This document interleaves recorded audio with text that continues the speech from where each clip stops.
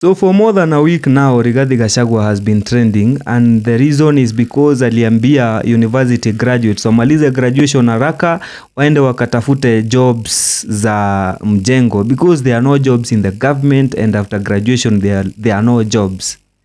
And I can't stop wondering how Kenyans wanafikiria kwamba shida ni Rigathi Gachagua, when Gachagua, the only crime Gachagua has committed is to tell you the truth. You see, your education system is the problem, not Gachagua, not the Kenya Kwanza government, not Uhuru, not Kibaki. The problem is our education system, a system that we do not respect as a country.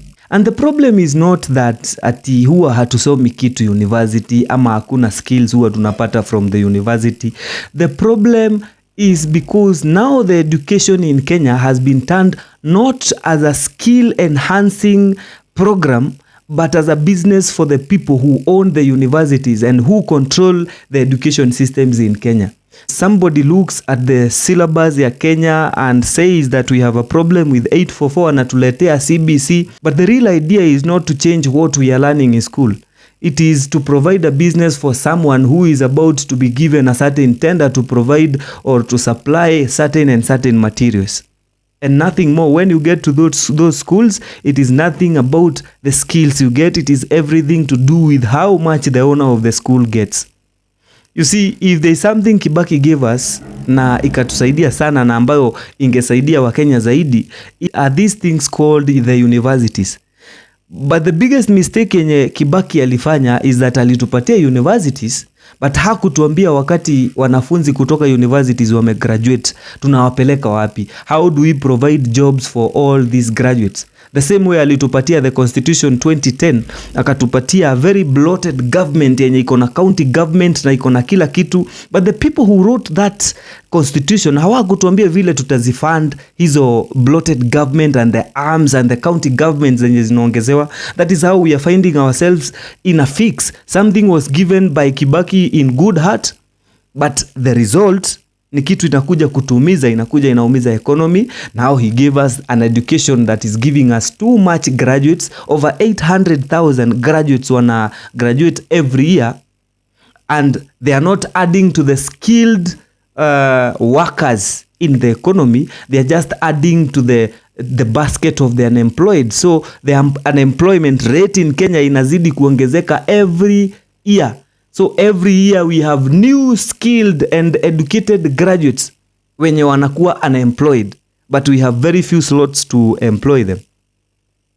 And we do not even have respect for that education. Juzi niliona kwamba the courts walipitisha sheria kwamba to become a member of parliament or to run for any government position, you do not require a degree. And I was asking myself, if an MCA and an MP do not need a degree to get to parliament, then what is the work of the parliament? What do they go to do there? You see, if you look at our constitution, the constitution inakwambia kwamba parliament, just like the county assembly where the MCAs wanaenda, is where the laws are made. And if we have a problem with a law, that is where they go to amend the law so that they create another one. So that means they have to read the previous law so that they can write another law. So you are going there to read and write. Alafu kishika hivyo unakuja kwa university during the graduation, unasikia vice chancellor announce, anakuambia now that you have graduated, you have a bachelor's degree, you have the power to read and write. So there is this idea that unless you have an undergraduate degree, you do not have the power, the legal power to read or write. You do not have that power. Then when you go to parliament, the work of the parliament and the county assembly is to read and write laws. So how comes our judiciary, a judiciary that is formed by educated people, educated judges, can pass a law to say that those who are going to read and write the law do not necessarily need the power to read and write? You can go there as long as you are a Kenyan citizen. Can you imagine somebody like Nuru Okanga akona ndoto ya kukua MP or an MCA, and the people who support Okanga think that he can do good if he gets to parliament, somewhere that you are supposed to go to write laws and read laws? You know, Okanga is a typical idiot. You know that. He told you that he is a class 3 dropout. Yet we are here tunampatia pressure ati enda upiganie UMP, enda upiganie UMCA kwenu unajulikana.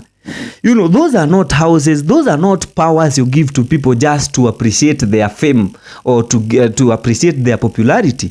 So imagine a graduate from Nyanza ati mtu the type of Okanga ndiye anaandika. I hear some people like Oscar Sudi pia hawa hawajafika mahali, and that is why you don't see some people like those who hawa participate kwa parliament. The only people you see busy there ni akina Kimani Ichung'wah, akina Babu Owino, and some few MPs. In Senate, you will only see some few senators who contribute. Those who went to school because they have the power to read and write. So they understand what they are reading and what they are writing. But now, because we do not respect the education in Kenya, we want to use the parliament that is supposed to create policies that are going to solve the problem of employment, the problem of those graduates who are graduating from universities, wakuje huku nje. Those who are supposed to write laws that can provide an opportunities for those Kenyans to get jobs, tunapatia idiots who did not go to school. So unapata parliament iko na a lot of idiots who cannot even who do not even know the constitution, who have not even read the constitution. They're just there to rubber stamp whatever Raila has told them or whatever Ruto has told them. So a parliament full of cows, a parliament full of idiots, yet graduates wako huku nje wanatafuta jobs. I bet you if we had proper representation in parliament, hii mambo ya employment ingekuwa imeisha kitambo, because only graduates can understand the pain of graduates. Only graduates can respect the education system, whether good or bad. So the problem is not Gachagua. The problem is not Kenya Kwanza, and it is not even Uhuru.